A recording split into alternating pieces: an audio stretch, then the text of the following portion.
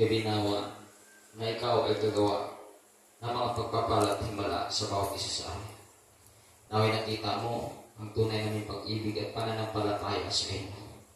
Na sa ganun, Panginoon, sa gabing ito, ay maramdaman namin, Panginoon, ang tunay na kagalakan, tunay na pagpapala ng buhay sa iyo. Hayaan mo, Panginoon, na sa gabing ito gamitin mo lang nawa ko, ayon sa iyong kalooban, na may taglay na karunungan at kapangyarihan, upang mga salita na aking ibahagi, hindi ito masasayang, kundi ito po, Panginoon Diyos, ay magbigay ng panibagong lakas sigla sa buhay ng bawat isa. Sa tanging pangalan ni Jesus. Amen and amen. Palapakan natin malakas ang ating Panginoon. Hallelujah. Paano yung iko? Wala lang eko eh. Kaya salamat sa bawat isa. Salamat na narito po kayo para sa patuloy na pagbibigay ng kagalakan sa ating Panginoon. Tandaan po natin sa bawat dalo natin situahin ng ating Panginoon, walang ibang natutuwa kundi ang ating Panginoon. Hindi man natin siya nakikita, pero bawat isa sa atin, kitang-kita ng ating Panginoon. Hindi man natin siya nakikita, pero ramdam natin siya sa ating mga buhay. Kaya salamat na ang bawat isa ay narito upang purihin, sambahin ang ating Panginoon. Kaya wala tayong ibang pag-aralan ngayon, kundi yung itinuturo sa atin. Pakisuyo yung yung iko. Wala na nga. Wala na nga eko. Ayun na. Tinanggal ko na nga eh. Saan galing to? Kaya, yung iko ko talaga. Niloloko mo, sister. Kaya, yan. Kaya dito po sa tema na ibinigay sa atin ng Panginoon, sabi nga dito, we are nothing without Jesus Christ. Tandaan po natin, totoo po ito mga kaibigan. Dahil, kung wala naman ang ating Panginoon, siyempre wala tayo sa mundo. Diba? Kung wala naman ang Panginoon, siyempre, hindi tayo bibigyan ng mga pangangailangan natin. Sumabuti masama, ang isang tao, lahat na mayroon sa kanya, galing sa Diyos yan. Diba? Hindi lang yung mabuti mayroon din yung masama. Kasi ang Diyos ay ganap. Lahat ay ibinigay niya ayon sa pangangailangan ng bawat isa. Pero advantage yung may Diyos. Bakit? Yung may Diyos, talagang tumanong ng utang na loob yan. Pero yung walang Diyos, walang pakialam niya. Ang hirap. No? Ang hirap. Ipaunawa, ipaliwanag, elaborate, illustrate ang salita ng Diyos dun sa mga wala talagang Diyos sa buhay. Kaya hindi biro magiging tagapag-akay ng kaluluwa. Hindi biro maging suluhin na, di ba? Hindi biro mga kaibigan. Kung madali pa lang, itong gawain ito, punong-puno na tayo. Di ba? Tunay lang na hindi madali. Digmaan ito mga kaibigan. Kaya, masa lang tayo sa Diyos. Na kung wala siya, kung hindi tayo samahan, ay wala mangyayari sa ating buhay. Kaya dito nga sa aklat ng Episo, chapter 2, verse 10, sabi dito, kung ano tayo ngayon, ay gawa ng Diyos. So, malinaw. Kung ano daw tayo ngayon, ito'y gawa ng Diyos.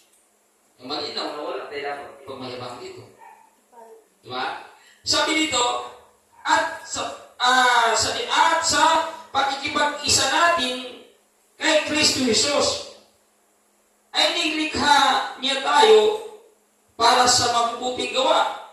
Ay nandyan niya nung una pa man upang gawin natin. So sa madaling salita, mga kaibigan, mga minamahal, na kung ano daw tayo ngayon, ito'y gawa ng Diyos.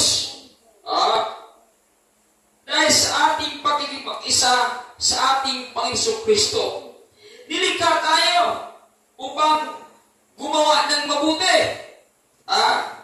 Na inhanda na nung una pa ng Diyos na makapangyarihan sa bawat isa sa atin. So yun talaga yung purpose ng Diyos sa tao na gagawa tayo ng kabutihan. Gagawa tayo ng mga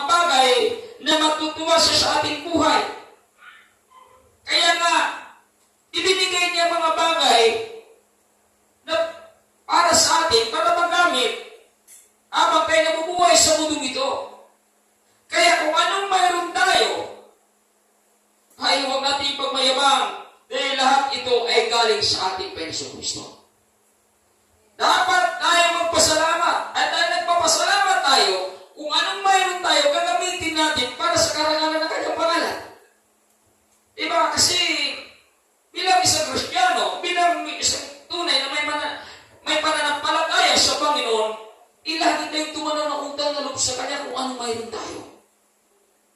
Kaya lahat ay ginamit natin para sa Kanyang karangalan, kapurihan. Dahil tayo ay walang sa mundong ito kung wala siya. Tayo ay wala mga bagay-bagay sa mundong ito kung wala siya. Dahil lahat na mayroon sa daigdig na ito ay galing sa ating Panginoong Kristo. Kaya nga sabi sa mga Kawikaan chapter 27 verse 1 hanggang 3, huwag ipagyabang ang araw ng bukas, sapagkat di mo alam kung ano ang magaganap. Ayahan mong iba ang sa iyo'y pumupuri, at sa sariling bangko'y huwag mong buhatin. Verse 3, ang bato ay mabigat, ang buhangin ay may timbang, ngunit mas mabigat ang kaguluhang dulot ng kamangmangan. Tandaan po natin, sabi nga sa tema na ito, we are nothing without Jesus Christ. Kaya number 1, iwasan mong magmayabang. Kasi, kung anong mayroon tayo, sabi ko nga kanina, galing ito sa Panginoon. Ang hirap kasi sa mga taong mayabang, mga kaibigan, lalo na pag may kaya, may pira, malakas, may trabaho, may negosyo, ang hirap akaya niyan sa gawain ng ating Panginoon Kristo. Di ba? Kasi, may pira naman ako eh. Kasi malakas naman ako eh. Kasi may negosyo naman ako eh. Pagkakain mo sa simbahan yan, hindi mo yan kayang maakay-akay, kaibigan. Kasi mayroon ang ipinagmayabang. Malakas naman siya eh. May trabaho naman siya eh. Abunda naman siya pagdating sa mga bagay-bagay sa mundo ito. Kaya hirap kakain. Hindi nila alam na yung tinanggihan nila na pagpunta na simbahan ay inipapatunay na sila ay may kayabangan.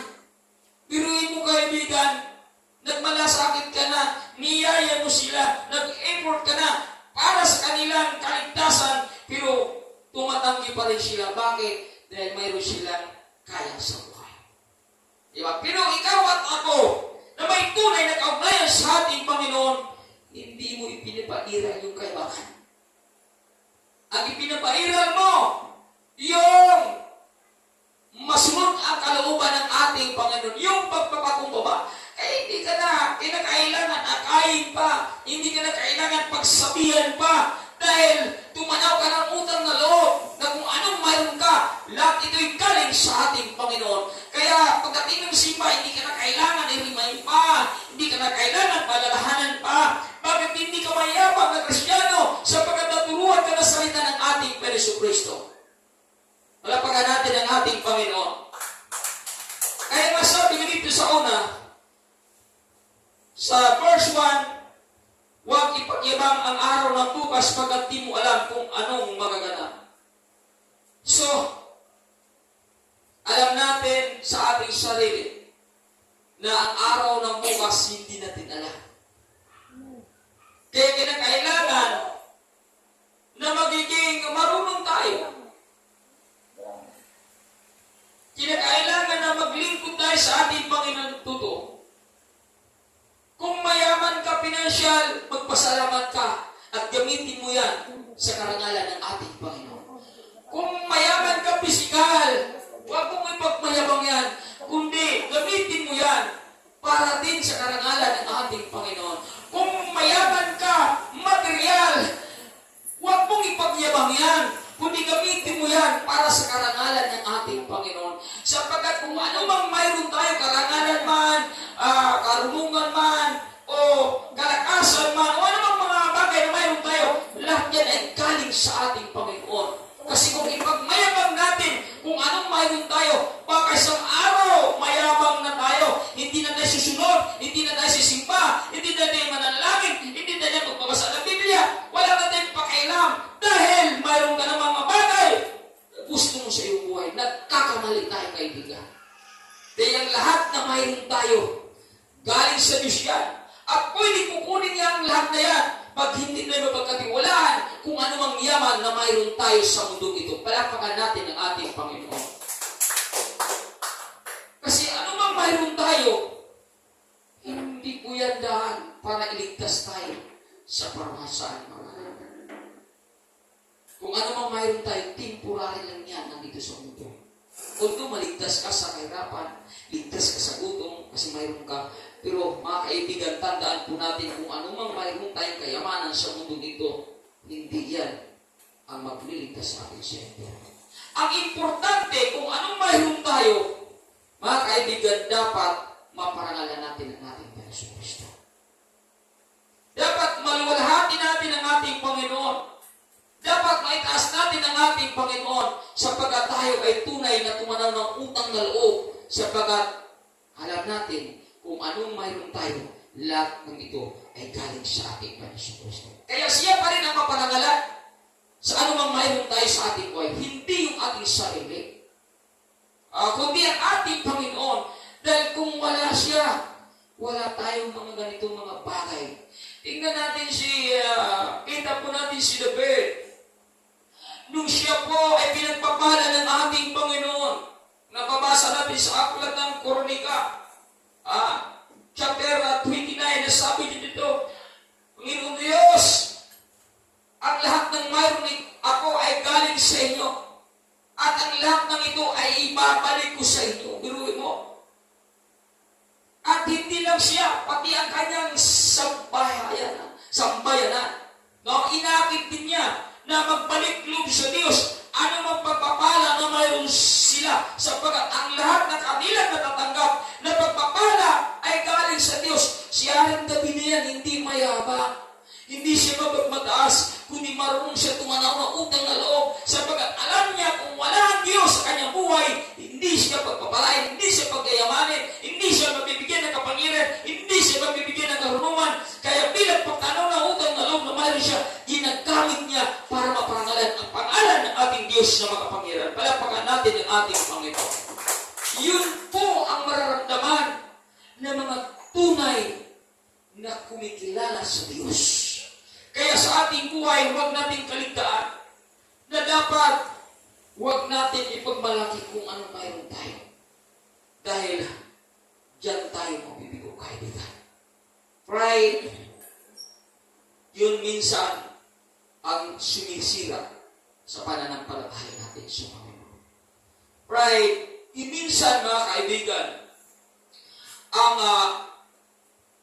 magbibigay daan para tayo ay mapagsabi. Kasi alam mo, ang tao may pride, hindi na pwedeng mapagsabihan. Mayroong paninindigan yan. Ang tao may pride, ang hirap alalahanan niya. Ang tao may pride, hindi yan susunod sa leader niya. Ang tao may pride, laging siya ay tama. Hindi siya ay nagkakamali. Yun yung tao may pride, kaibigan. Kaya napakahirap yung taong mapagmataas. At yan ang galit na galit ang Panginoon sa mga taong mapagmataas. Kaya nga, ibinagsak niya dito sa mundo ang demonyo kaya hindi na sumusunod sa kanya. Kaya mga kaibigan, patayin po natin yung pagmamataas dahil hindi natin alam ang araw ng bukas. Ang importante, lagi tayong magpapakumbaba bilang pagsunod sa kalooban ng ating Panginoon. Kasi kung wala siya, wala tayo kayamanan sa daigdig na ito. Palapakan natin ang ating Panginoon. Pangalawa, let God exalt you. So, ayan natin na ang Diyos po ang magtaas sa atin. Huwag tayo ang magmataas. Sabi nga sa verse 2, hayaan mong iba ang sa'yo'y pumuri at sariling bangko'y huwag mong buhatin. So mga kaibigan, kung tayo ay mayroong kayamanan pagdating sa pananampalataya, kaya marami tayong nagagawa, huwag nating ipagmalaki kung ano man ang ating nagawa. Huwag nating pag-iyabang ano man ang ating nagawa. Hayaan mo ang Diyos, no, ang magtaas sa atin sa ating mga ginagawa ng kabutihan. Kasi minsan, pag marami na tayong gawa, marami na tayong natulong, marami na tayo na nag-contribute, marami na tayong sakripisyo, minsan ang tao tumataas ang kanyang ego. Tumataas ang kanyang pananaw sa Diyos. Tumataas ang kanyang karakter. Tumataas ang kanyang kilay. Parang hindi na siya ma-reach. Parang itinataas niya ang kanyang sarili. Dahil marami siya nagawa. Marami na siyang naitulong. Marami siyang naiambag. Marami na siyang kabutihan nagawa. Mga kaibigan, hayaan natin ang Diyos ang magtaas sa atin. Hindi tayo ang magtaas. Kasi pag tayo ang magtaas sa sarili nating ginagawa, yan mga kaibigan ay hindi kalooban ng ating Panginoon. Dahil tandaan po natin, ang Diyos kahit siya ay Diyos na, anong ginawa niya? Nagpapakumbaba siya. Nung siya naging tao, nagpalipin siya. Upang ito ay matularan natin bilang mga mananampalata at nagpakikipag-ugnayan sa Kanya. Tinuruan tayo ng Diyos na magpapakumbaba, hindi tayo tinuturuan na magmayabang. Diba? Lahat ng ginawa ng ating Panginoon, itinuturo sa atin. At ang lahat na yon ay napakaganda. Dahil hindi siya nagtuturo na magmayabang tayo, magmalaki tayo, magre-reveal tayo, kumukontra tayo. Hindi, ang kanyang itinuturo ay magpapakumbaba at sumunod. Ayon sa kanyang kalooban, lahat na ito ay ginawa ng ating Panginoon. Kaya nga, tularan po natin ang ginawa ng ating Panginoon. Kaya sa ating kapanahonan ngayon, magpasalamat po tayo kung mayroon tayong nagawang kabutihan sa karin ng ating Panginoon. Kung mayroon tayong na-overcome ng mga trials sa buhay, magpasalamat tayo sa Panginoon. Kung mayroon tayong malaking naiambag sa karin ng ating Panginoon, magpasalamat tayo sa Panginoon. Huwag natin ipagmalaki, huwag natin ipagmayabang, sapagkat ayaw ng Diyos sa mga taong mayabang. Kasi pag nagyayabang ka ng malaki tayo, magulat ka na lang parang araw. Umihina ka na. At mawawala ka na. Dahil sa pagmamataas natin. Tandaan po natin, sabi sa aklat ng unang Corintians chapter 1, verse 30, sa kanya nagmula ang buhay.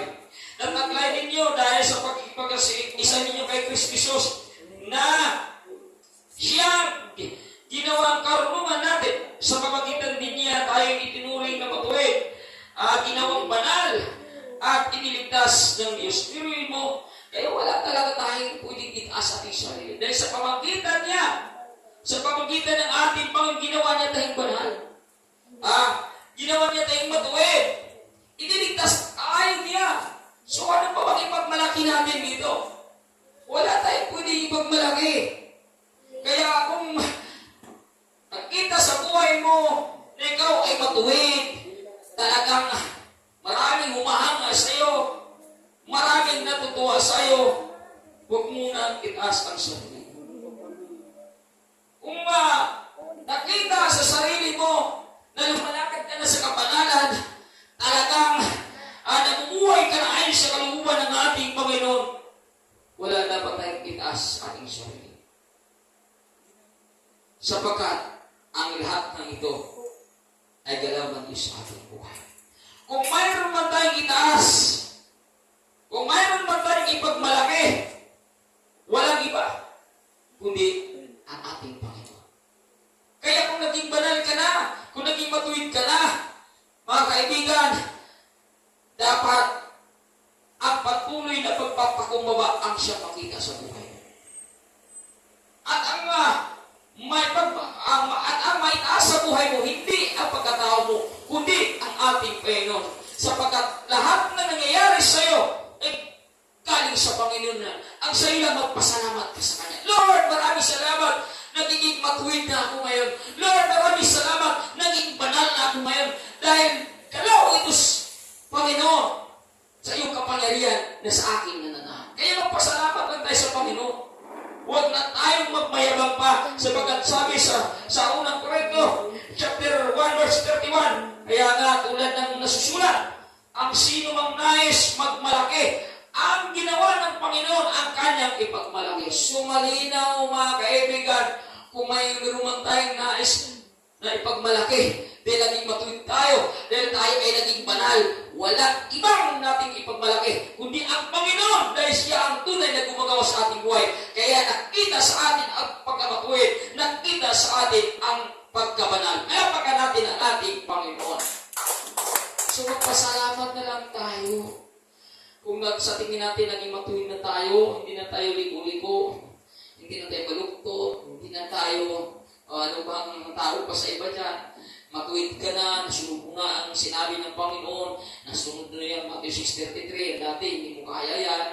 Diba? Ano pa, nasunod mo ng Malakay chapter 3, verse 10 ng 11, no? Ano pa ba, nasunod mo na ng Luke 6:30, nasunod mo na yung Hebrew chapter 13, verse 16. Ganda! Pag nasunod mo na yan, naging matuwid ka na, nasunod mo na yan, naging banal ka na. Huwag na tayong magmalaki pa kung anong nagawa natin, kundi ang ating ipagmalaki, ang ating Panginoon. Dahil siya ang gumagawa para sa atin. Palapakan natin ang ating Panginoon. Yun ang kagandahan, mga kaibigan. Tunay na nakilala natin ang ating Panginoon. Dahil wala talaga tayong pwedeng ipagmalaki sa ating sarili. Inaantay natin na ang Diyos ang mag-taas sa atin. Di ba napakaganda po ang Diyos ang mag-taas sa atin? Di ba ang Diyos ang mag-taas sa atin? Makilala ka sa daigdig na ito. Sa mundong ito, sino ang talagang pamilya? Sino ang pamilya sa mundong ito? Di ba yung mga mayayaman? Di ba? Ang artista, di ba?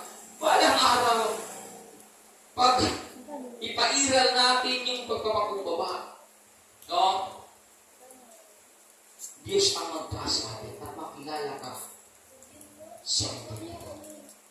Makilala ka na sa kapitbahay mo, makilala ka na sa mga kapatid mo, makilala ka na sa mga magulang mo natin na ikaw ay tunay ng Diyos sa buhay mo. Dahil sa mga ipinapakita mo na ganaw ng ating Panginoon Kristo. Di ba? Kaya ano ba kami magpasalamat ka, Lord, sa lahat? Yung nanay ko, yung kapatid ko, yung kaibigan ko, dati-rate, wala itong napapansin sa akin, pero ngayon may napapansin na. At dahil mayroon na siya napapansin sa akin, Panginoon, nakakay ko na siya sa simbahan. Nadala ko na sa simbahan yung aking kaibigan, ang aking magulang. Salamat, Panginoon. Ito'y galaw mo sa buhay ko, hindi ako. Grabe. Bakit? Dahil nakita ng Diyos na tama ang ating ginagawa. Tama ang ating pagpupuri sa kanyang pangalan. Tama ang ating pagsunod sa kanyang kalooban. Kaya, mga kaibigan, gumawa ang Diyos sa buhay natin para tayo ay matutuwa. Di ba tuwa tayo pagkakapag-akay tayo? Diba? Bakit nangyari yan? Nakita ng Diyos na tayo matuwid at banal na. Bakit pinabagbanal tayo kung matuwid? Nakita ng Diyos na tama ang ating pagsunod sa kanyang salita. Kaya siya mismo ang gumagawa sa ating buhay. Kaya mga kaibigan, dapat sa ating paglilingkod, wala tayong ibang itaas kundi ang pangalan ng ating Panginoon. Kasi kung ano man mangyayari sa ating buhay, ito'y galaw ng ating Panginoon, hindi galaw natin. Bakit gumawa siya sa atin? Nakita niya na tama ang ating paglilingkod, tama ang ating puso, tama ang ating isip, kaya gumawa siya ng mga bagay na matutuwa tayo sa ating buhay. Kaya napaka-importante na purihin, panalan, samahin natin ang ating Panginoon dahil sa kanyang ginagawa sa ating buhay. At araw-araw magulat ka sa mga gagawin ng Panginoon, mga pabor na gusto mo sa buhay. Kaya napaka-importante sa ating buhay na lagi lang tayo na pagpapakumbaba. Huwag tayong magmataas. Kung ano mang naabot natin, kung ano man nagawa natin, huwag tayong magmataas. Dahil sa bawat gawa natin, basta tama lang ating puso, mga kaibigan, may gagawin talaga ang Diyos sa atin. Pero kung sa ating mga binaw, kung di tama ang ating puso, mga kaibigan, magulat ka na lang. Ang tagal-tagal ko na. Pero ang ending backslide pa. Kasi ang problema, wala sa salita ng Diyos, wala sa Diyos. May problema sa atin eh. Kasi, bakit may mga taong gano'n? Ang tagal-tagal na pero hindi backslide, hindi lumago. Dahil may problema sa paglilingkod eh. Daming itinuturo ang Diyos sa kanyang salita. Pero ang problema ng ilan, hindi talaga ginagawa. Kaya napaka-importante gawin po natin. Kung sinabi niya, hayaan ng Diyos na siya magpaas sa'yo, ang ibig sabihin ito, gawin niya natin ang kanyang salita sa tama. Hindi po sa pagmamayabang, hindi po sa pagmamataas, kundi gawin natin na tama upang may gagawin sa atin ang Diyos na mga pagpapala. Pero mo, pag manintin mo yung pagdala sa buhay mo, ang pagpapala spiritual yan eh. Diba? Yun ang dapat na natin naisip. Lord, kailan ba ako pagpapalain ng spiritual? Siyempre, magdi-decide ka. So, pag nanasa ka, itutulungan ka niya. Kasi yun ang gusto ng Panginoon. Sabi nga sa aklat ng Matthew, chapter 5, verse 6, sino mang magminiti na masunod ng aking kaluban, ay ipagkalubos ka nila ang kanilang minuto. Yung gusto natin, masunod mo kaluban ng Diyos eh. Diba? Ibibigay talaga ng Diyos. Sapagkat, yan ang ninanais natin. Pero kung wala tayong ninanais, mahirap. May mangyari sa atin. Diba? Kaya kung gusto natin mga kaibigan na makita sa ating buhay yung galaw ng Panginoon ay dapat mayroon tayong gawin sa ating buhay. Hindi lang tayo na nag-aantay na para bang hindi tayo na parang nag-aantay na para bang dumating yung mga pagkakataon na ito ay talagang kilos at galaw ng Diyos. Hindi po dapat ay ang unang gumalaw at kumilos dahil ang Diyos ay tutulong lamang yan kung ano po ang gagawin natin sa ating buhay. Amen. Kaya masabi na sa tao ang gawa, nasa Diyos ang awa. Nasa Diyos ang awa, nasa tao ang gawa. So, malinaw. O, di ba? Ano natin yan? Talagang kabisado natin yan. Kasi, kaibigan, hindi talaga pwede yung Diyos na gumagawa sa iyo, sa atin. Kung ang kanyang itinuturo, hindi natin gawin, kaya na mayroon na siya itinuturo. Diba? Kasi pag ginagawa natin na kanyang itinuturo, siya ay maawa sa atin. Talaga nahihirapan ang anak ko. Pero nagpapakumbaba pa rin. Sumunod pa rin. Diba? Kaya gagawa siya para matutuwa tayo. Kung hindi tayo gumagawa, kasi yung dahilan natin, suman ay mawahay. Ang suman ay pag-ibig eh. Kahit naman wala akong ginagawa eh. Pagpapalain pa rin ako eh. Meron ba dito? Nabas sa Biblia na kahit wala kang gawin, kahit tamad ka, pagpapalain ka, wala. Galit natin sa mga tamad eh. Diba? Saan ba yung talata? Sino kakala? Na yung mga tamad ay talagang hindi pinapakain ng Diyos. Pinalayas yung mga matamad, mga kaibigan. Wala kang mababasa na mga tamad ay pinagpapala ng Diyos. Ngayon, kung yung kanya ituturo, magdadahilan tayo. Gamitin natin yung mga drama style. Drama style. Walang action, drama lang. Lord, alam mo yung mga kasya ng madrama? Dalangin niya. Iiyak pa yan. Pero yung dalangin niya, iiyak niya. Hindi niya ginagawa. Drama nga eh. Drama yan. Kung pag-iyak mo, wala kang ginawa. Drama yan. Huwag natin lupuin ang Panginoon. Kung nanalangin ka, umiyak ka, samahan mo ng gawa. Sapagkat patay ang ating pag-iyak. Patay ang ating pagluha kung wala ka natin na gawa. David Kaya kung gusto natin, gagawa ang Diyos, yung drama natin, samahan natin ng aksyon. Yung kaya drama lang lagi ang talagang nahatid natin, samahan natin ng aksyon. Hindi na usong drama ngayon. Ang usong ngayon, aksyon. Dahil dyan ang Diyos tutulong. Palakpakan natin ang ating Panginoon. Umawag tayo. Kaya napaka-importante nagkakawa tayo upang may gagawin ng Diyos sa ating buhay. Diba? Marami mga Kristiyano ngayon magdrama sa buhay. Kaya kasi mahilig mag-room ng teleserye. Kaya ang kanyang buhay, drama. Drama siya. Grabe. Kunting ano lang, drama na agad. Kaibigan, iinom natin sarili natin. Tanda natin, hindi natin kaya makuha ang isang tao. makuha natin ng Diyos sa aksyon na mayroon pananampalataya. Kasi tandaan ko natin, kung mababasa natin sa Biblia, gumawa lang din sa mga tao may pananampalataya. Dahil yung mga tao may tunay na pananampalataya, kung anong sinasabi nila, yan ang nakasulat sa Biblia, ginagawa. Amen. Patay ang pananampalataya na wala ka agad. Mahirap! Gagawin ko dahil may pananampalataya ko sa Panginoon. Nasaktan ako na sa bata ko, gagawin ko! Kaya naniniwala ako, pag ginagawa ko ito, may gagawin natin sa buhay ko. Yun ang tunay na pananampalataya. Magpapakumbaba ka. Tama ka, grabe. Tama ka, magpapakumbaba ka. Mali siya, nagpapakumbaba ka. Bakit? Bilang pagsang-ayon sa kalooban ng ating Panginoon Kristo. Grabe, ikaw na ang tama, ikaw pa ang itinutuloy na mali, pero sumunod ka pa rin. Grabe. Bilang pagsang-ayon sa kalooban ng ating Panginoon, ginagawa natin yun. Kasi ang ating Panginoon walang kasalanan. Banal, pero siya'y pinako para makasalanan. Nagreklamo ba siya? Hindi. Kaya kung ikaw at ako, mayroong parusa na dumating sa'yo, kahit ikaw ay namuhay sa kabanalan, magpupuri ka sa ating Panginoon bilang pagsang-ayon sa kalooban ng ating Panginoon. At dahil dyan, mga kaibigan, parang araw itataas ka ng ating Panginoon. Dahil kung ano man ang pagpapakumbaba natin kanyang ipinapakita, nagawa mo, kaibigan, at dahil nagawa mo, kung tuwag din sa'yo, at dahil natutuwa siya sa'yo, parang araw itataas ka ng ating Panginoon Kristo. Palapakan natin ang ating Panginoon. Hindi pa napakaganda pag ano?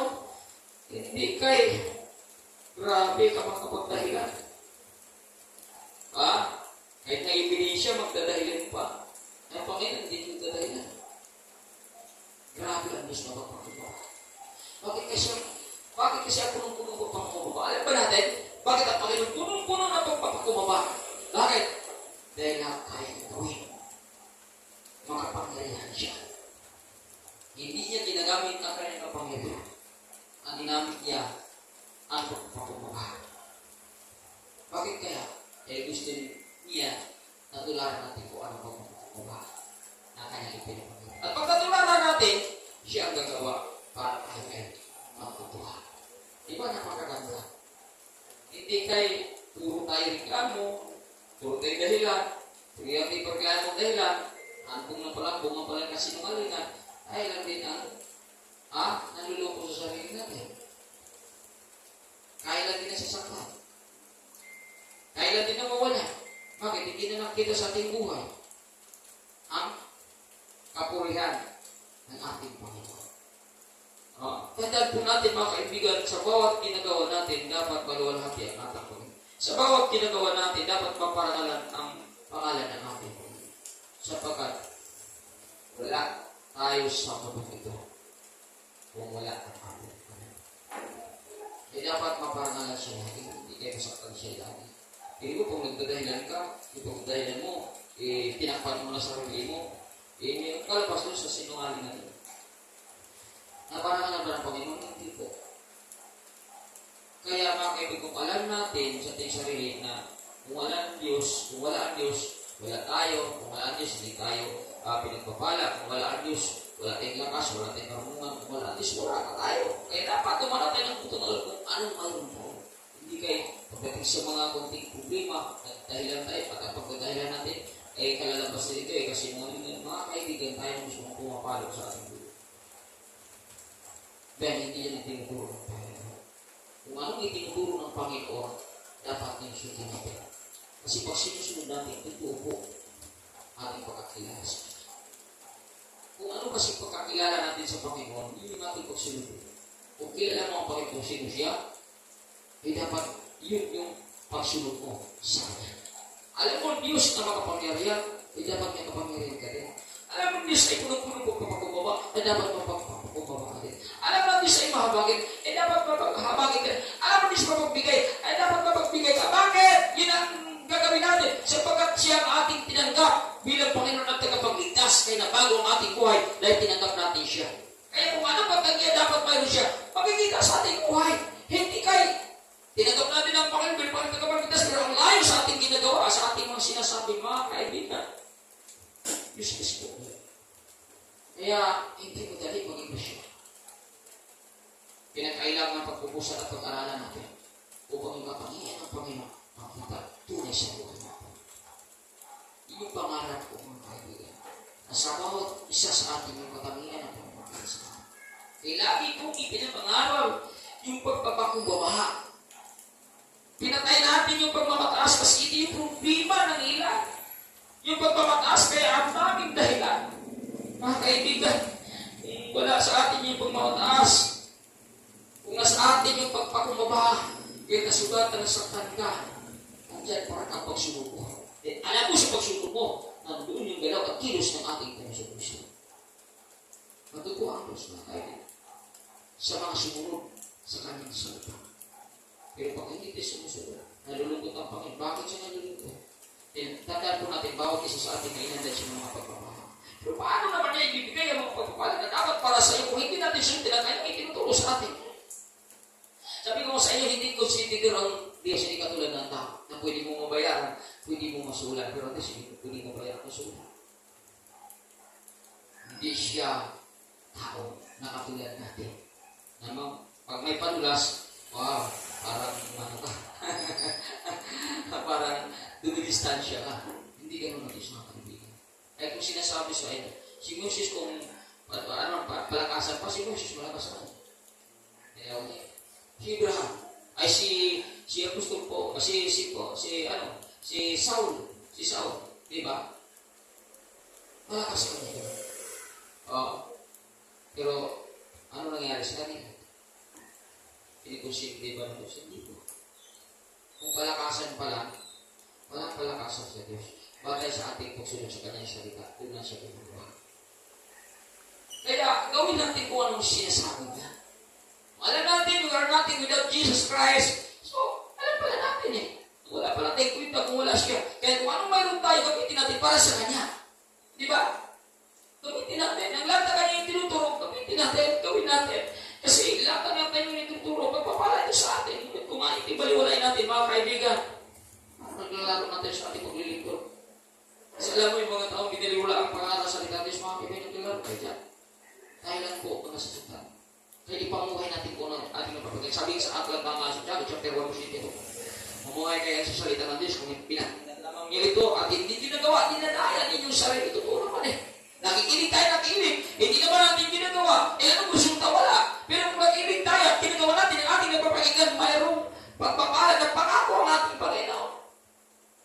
Diba? Lahat ng ating gagawin ay pagpapalay ng Panginoon kung ginagawa natin kung ano ang ating napapakinggan. Yan yung station nila. Napunta pa ng ilang lugar, Jerusalem, nagaway na roon, pero hindi naman ginagawa. Wala rin tayo.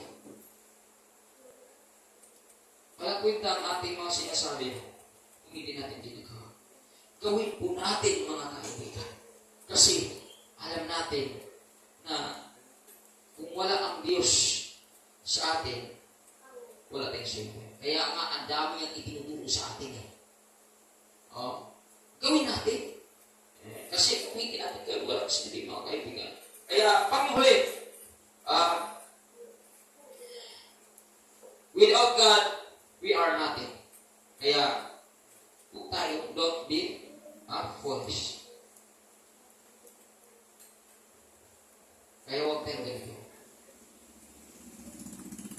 Alam natin na wala para din silbi kung wala ang Panginoon. Kaya huwag tayong mga ganito. Don't be foolish. Bakit? Grabe yung mga taong ganito. Nanggugulo ng buhay ng mga ganito. Kristyano na ganito. Kristyano parang walang alam. Foolish kasi sa nabasa ko. Yung mga walang pananampalataya sa buhay. Nanggugulo yan. Walang alam na mga kasi. Mga kaibigan, mga Kristyano, sana mayroon tayong talino pagdating sa salita ng Panginoon. Upang hindi tayo ang maging dahilan para makasakit ng tao, hindi tayo yung dahilan para makasira ng buhay ng tao, hindi tayo maging dahilan para mamakasal ng tao. Kaya sabi nito, don't be foolish. Verse 3, ang bato ay mabigat, ang buhangin ay may ibang, ngunit mas mabigat ang kaguluhang dulot ng mama. Grabe. Mas mabigat. Bakit kaya? Kasi alam mo mama, grabe yan. Siya laging tama. Yung mama, kung kunting pagkakamali mo, palo agad ka dyan. Meron ka nakikita ng iba. Ang bilis magalit yan. Kaibigan. Walang pakialam yan sa iba. Ang tingin niya sa sarili niya, siya ay matalino. Kaya nga, mga kaibigan, ang daming galit sa mga taong magsasalita ng Panginoon. Kaguluhan ang dala ng taong mga. Kaya, bilang tunay na nakikilala sa ating Panginoon, yung salitang kamang mga, wala na sa atin yan. Marami ding alam na salita ng Panginoon.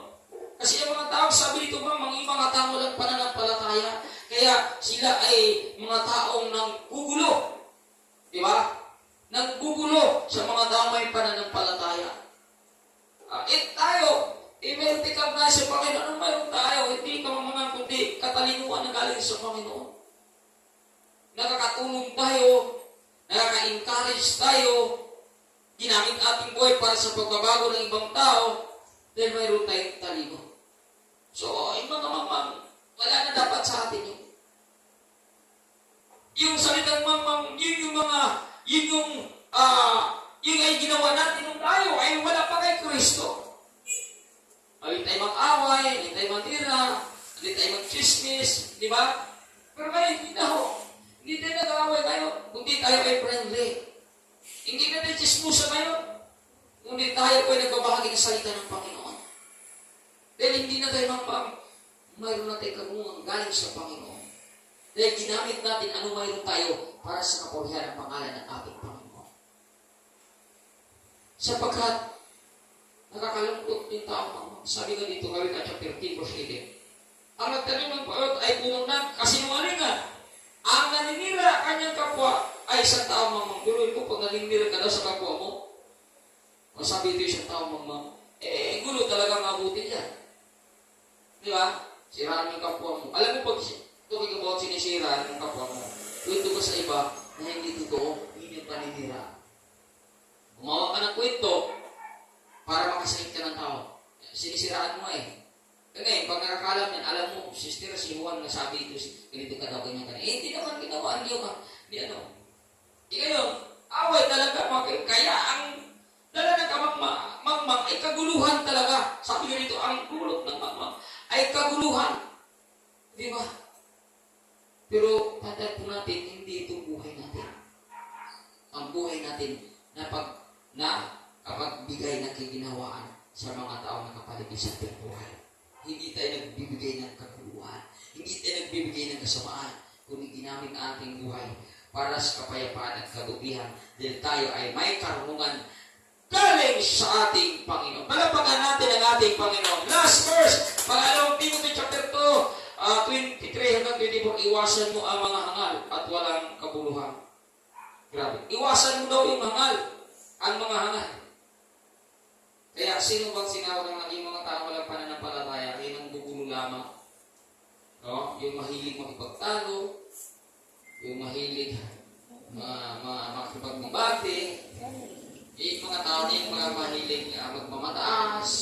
Diba? Iwasan mo, sabi ka dito, iwasan mo ang mga hangal. At wala na kabulang pagkipagtalo. Pagkat alam mo naman, nauwi lamang yan sa pag-away. Iwasan na. Kaya mga kaibigan, alam mo na, nabasa mo na ganun siya, iwasan mo na. Hindi kayo magsalita ka pa. Diba?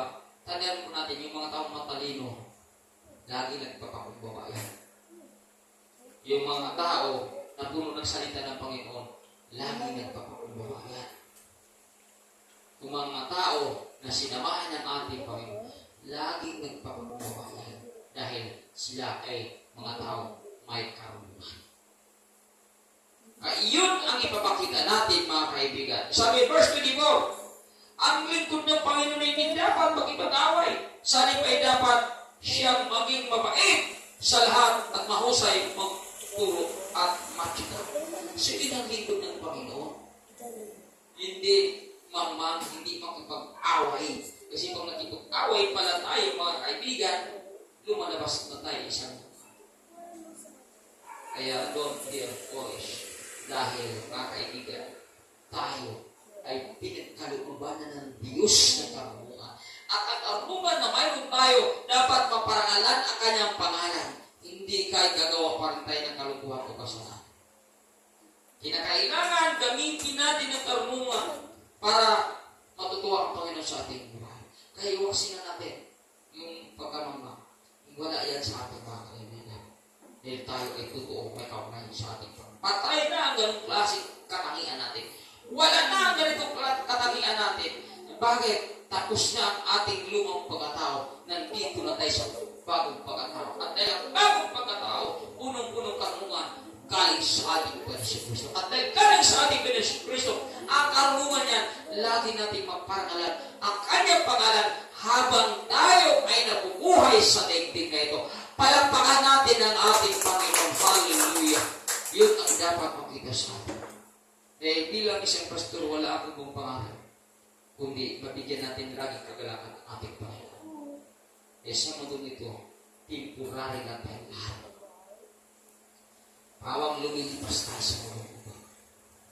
At habang tayo narito sa mundo ito, gusto ko po na mabibigyan natin lagi ng kagalakan ang ating Panginoon.